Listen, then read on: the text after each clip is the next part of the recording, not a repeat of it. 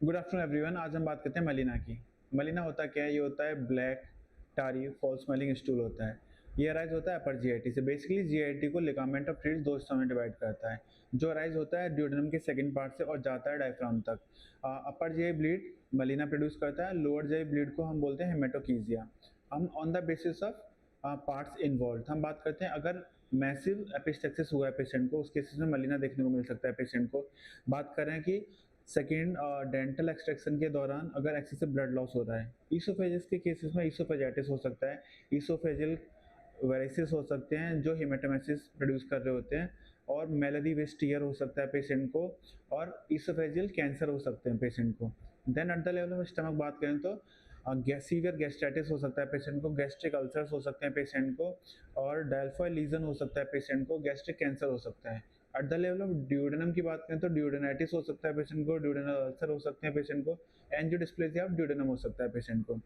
Next question पूछा जाता है कि कितना अमाउंट चाहिए मलिना प्रोड्यूस करने के लिए। तो more than 50 to 100 ml of blood is needed to produce melaena. फिर बात करते हैं कि कितनी देर के लिए जीआईटी में ये ब्लड स्टे करना चाहिए। तो ये अराउंड होता है 10 टू 14 आवर्स की ड्यूरेशन होती है जिसके लिए ब्लड को जीआईटी में रहना रहना पड़ता है।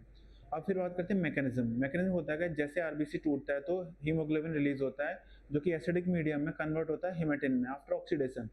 ये हिमेटिन स्टूल को ब्लैक कलर प्रोवाइड कराता है।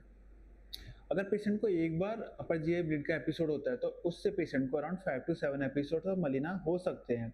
और patient will also complain of increase urge to pass stool because जो टारी स्टूल होता है वो रेक्टम को इरिटेट करता है।